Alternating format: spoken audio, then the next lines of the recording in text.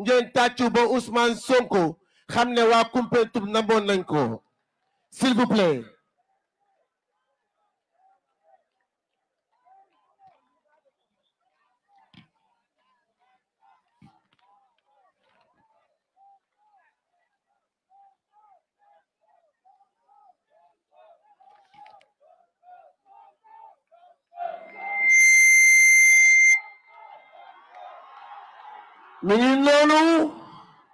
Nous vous demandons, s'il vous plaît,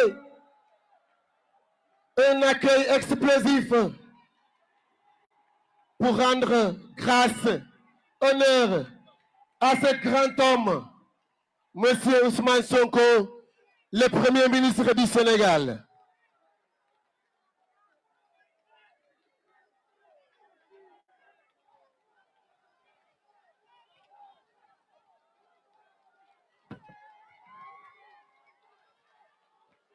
Encore maximum de bruit pour ce grand homme. Waa Koumpentoum tàccu leen bu baax. Encore une fois.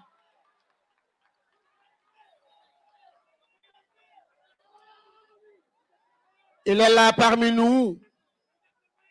Tout le président debout pour accueillir solennellement le Premier ministre du Sénégal, Monsieur Ousmane Sonko.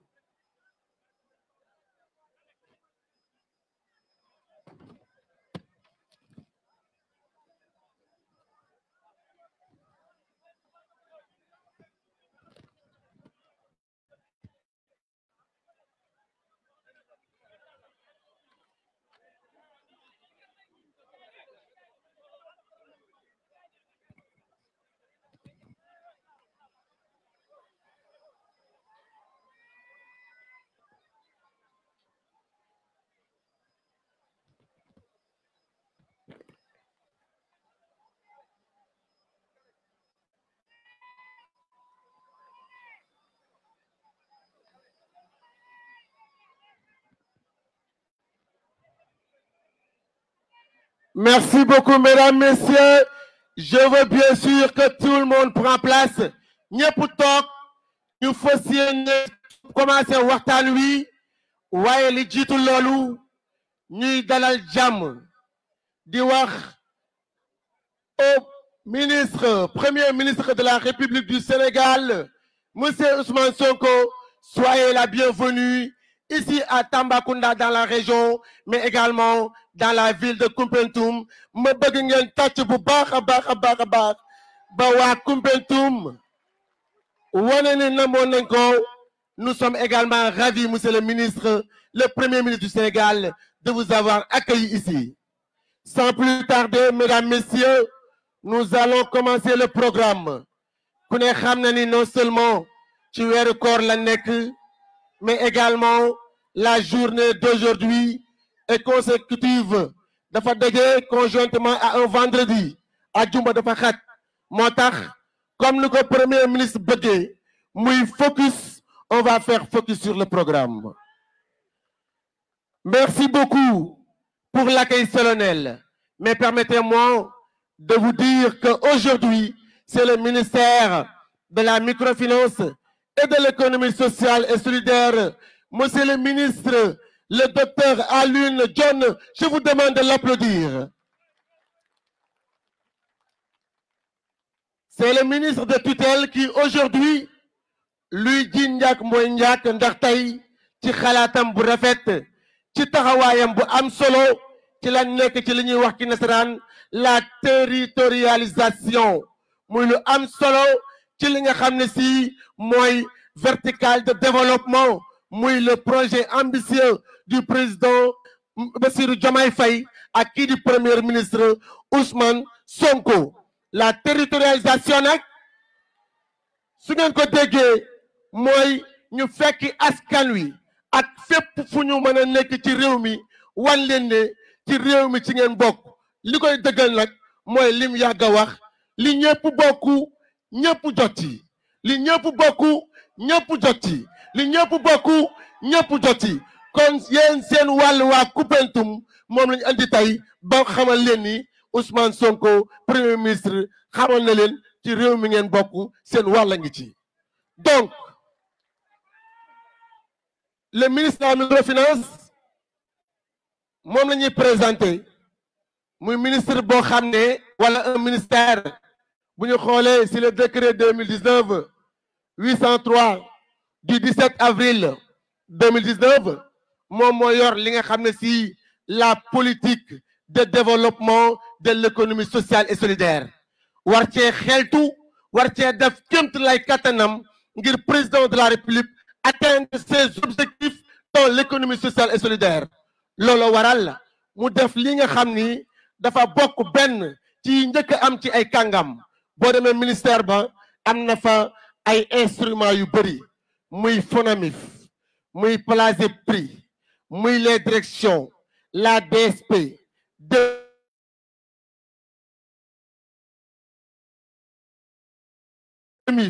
DPES waaye ministre bi ne doyul faaw ñu dolliwaat beneen boo xam ne si bu am solo la fexe ba koom gi dellu ci askan wi gëne suñu toog ba faw fu waaye toog sa gafaka boo ko lambee mën a faj say soxla looloo tax ñu ñëw tey di ngénte li ñuy wax les coopératives productives solidaires tàccu leen lool bu baax a baax a baax a baax kon coopérative productive solidaire yooyu moo ñu andi fii ci Koumpentoum ñu war koo ngénte mu am également lu am solo juddu tey kan moo ko war a tudd c'est le premier ministre loolu am na solo ku sañoon boo amee doom jëmm ju am solo koo xam ne si moo libéré Sénégal koo xam ne si moo ñu joxaat suñu gëdd koo xam ne si moo dakkal bu mu ñaam koo xam ne si moo gëmloo réew mi boppam koo xam ne si moo tax ba nasaraan si xam ne Sénégal moom na boppam boo amoon li la gënal soo amee doom mooy ñëw tudd ko kon merci beaucoup sans plus tarder nous allons commencer le programme. Le programme va se dérouler comme suit. D'abord, on va faire ce qu'on appelle visite de stand. Visite de stand nag suñ ko waxee mooy produit yi nga xam ne si ñu ngi ko teg seen kanam mu nekk ay acteurs yoo xam ne acteurs économie sociale solidaire yin formé fii ci dëkk bi ñoom ñoo ko def kon dañuy visiter li nga xam ne si mooy seen produit yooyu. ngeen tàcc loolu bu baax suñu paree ci loolu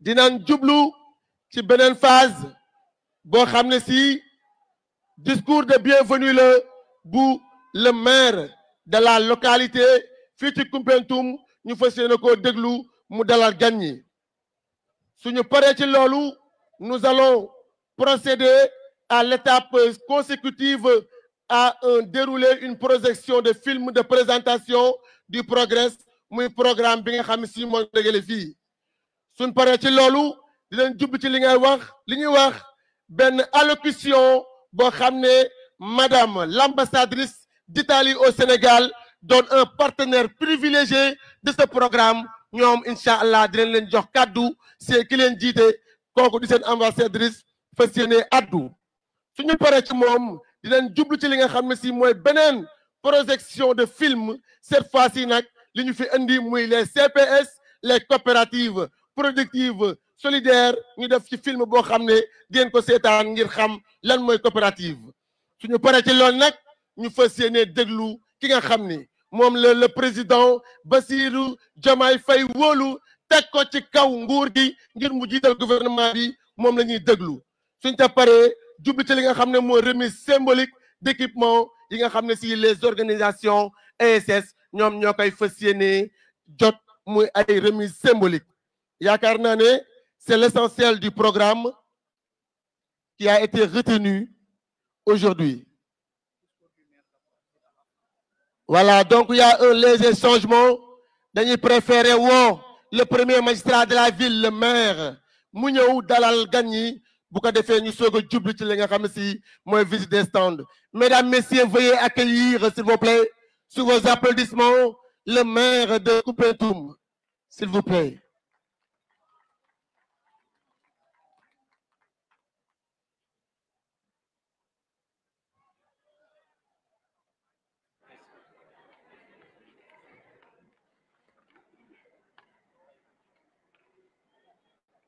أعوذ بالله من الشيطان الرجيم بسم الله الرحمن الرحيم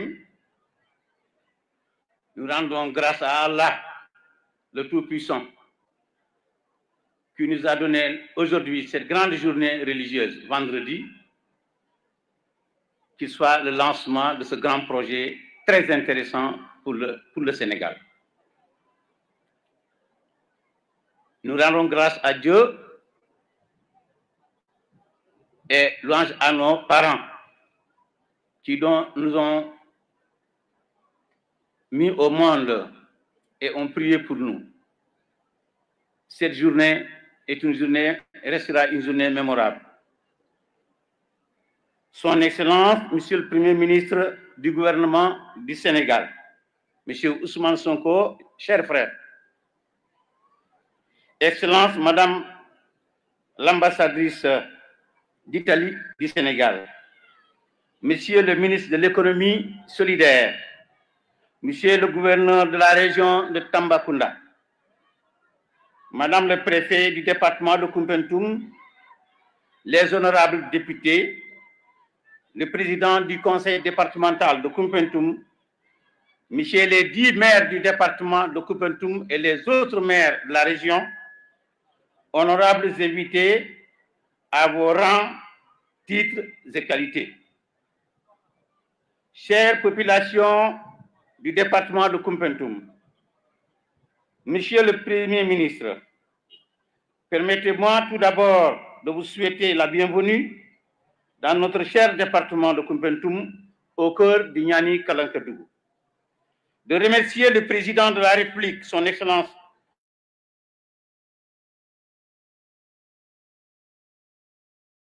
M. Bassirou Diomaye Faye, Diakhar Faye, et l'ensemble du gouvernement, avec une volonté manifeste de rupture et sur le choix porté sur notre département pour le lancement des coopératives productives solidaires, qui démontre encore une fois votre amour et votre détermination à servir le Sénégal. En général, et le département de Koumpentoum en particulier, qui, rappelons-le, de la part de sa position géographique, abrite le centre du Sénégal. Soyez en remerciés, Monsieur le Premier ministre, au nom de tous les élus du département de Koumpentoum. Monsieur le Premier ministre, l'économie solidaire n'est pas une simple alternative. Elle est aussi une nécessité pour bâtir une société plus juste.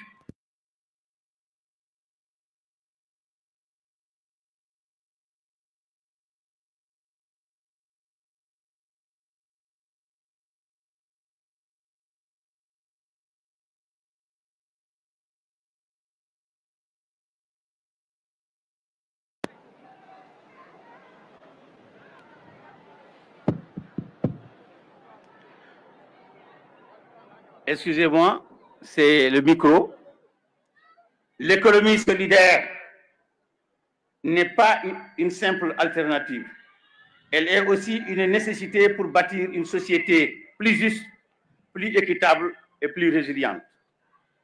Dans le département de Koumpentoum, nous avons toujours cru à la force du collectif, en la capacité de nos populations à s'organiser pour créer de la richesse et de l'emploi. C'est pourquoi, Monsieur le Premier ministre, nous disons que cette ambitieuse alternative de créer 10 000 emplois, 10 000 coopératives au Sénégal d'ici 2029 est salutaire et vient parfaitement à son heure, car la mise en place de ces coopératives nous permettra de mutualiser les ressources et les compétences, de renforcer la résilience économique face aux crises, d'assurer une meilleure répartition des richesses, de valoriser les savoir-faire locaux et la production du terroir, de valoriser l'autonomisation des jeunes et des femmes du département de Koumpentoum. Monsieur le Premier ministre, nous saluons votre engagement pour l'économie solidaire qui se traduit par cet acte concret allant de l'appui à la formation et au renforcement des capacités pour garantir une gestion efficace et durable des coopératives, de la mise en place des partenariats stratégiques avec les services de l'État, les ONG et les institutions financières pour faciliter l'accès au financement et aux équipements, au développement d'un marché local à travers l'organisation de foires, de rencontres départementales et la promotion des produits issus de l'économie. Monsieur le Premier ministre, nous sommes convaincus qu'une telle initiative va booster le développement du département de Koupentoum et qui nécessairement passera par l'essor de l'économie solidaire portée par des hommes et des femmes engagés. Comme vous, et qui croient en tant la force du collectif et en la solidarité. Monsieur le Premier ministre, je ne saurais terminer mon propos sans pour autant soumettre deux doléances des populations, à savoir la construction d'un troisième forage, car Koupentoum a soif. Monsieur le Premier ministre, surtout à cette période de forte canicule. Monsieur le Premier ministre, nous savons pouvoir compter sur votre engagement pour le Sénégal, pour la mise en œuvre du Promoville avec les 6 km de voirie communale dont les études ont déjà été bouclées. Enfin, Monsieur le Premier ministre, je voudrais saluer remarquable que Madame le Préfet est en train d'abattre depuis son installation à la tête du département pour répondre à nos attentes et en matière de développement. Monsieur le Premier ministre, les populations du département de Koupentoum ont confiance en vous et à votre agenda national de transformation d'horizon 2050. Vive le Sénégal! Je vous remercie de votre aimable attention. Donc, gërëm la woon gërëm Premier ministre sama collègue la bu ñu nekkee Assemblée nationale te yàlla def ko Premier ministre ma di ko gërëm di ko sant xam ne ku ma xam laa nit ku dëgër la nit ku taxaw la nit ku déggu la donc maa ngi koy gërëm di ko sant ñëw nga suma dëgg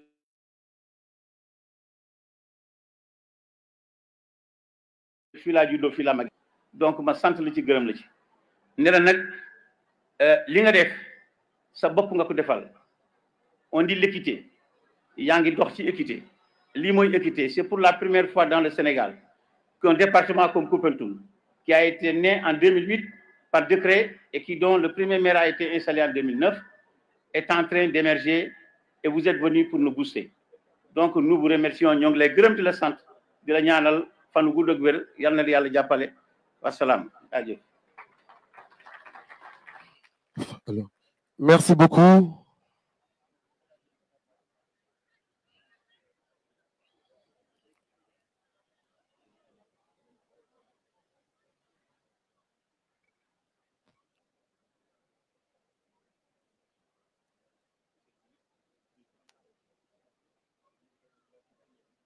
Voilà, merci beaucoup, monsieur le maire.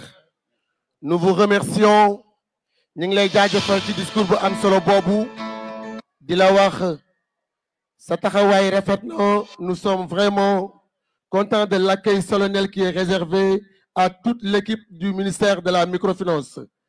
Sans plus tarder, mesdames, messieurs, mbooloo mi dañuy fas yéene seetaandandoo li nga xam ne si mooy une projection de film.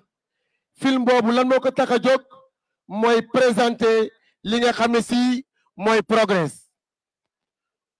Donc, ce film que nous allons suivre ensemble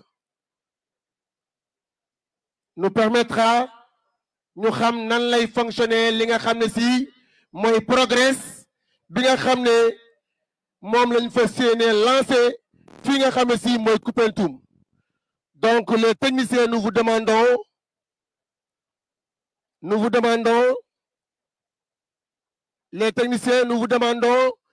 de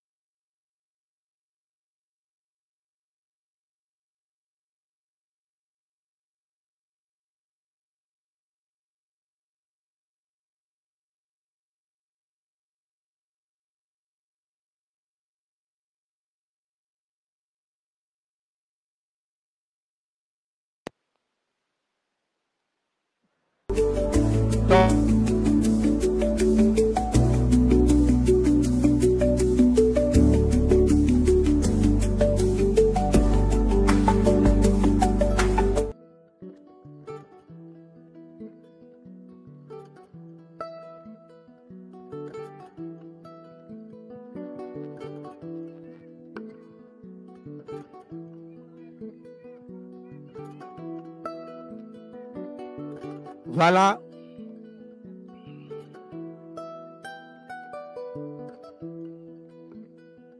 Donc, comme vous le comprenez bien sûr, mesdames, messieurs, l'objectif d'aujourd'hui, c'est non seulement de lancer les CPS qui sont des coopératives productives solidaires,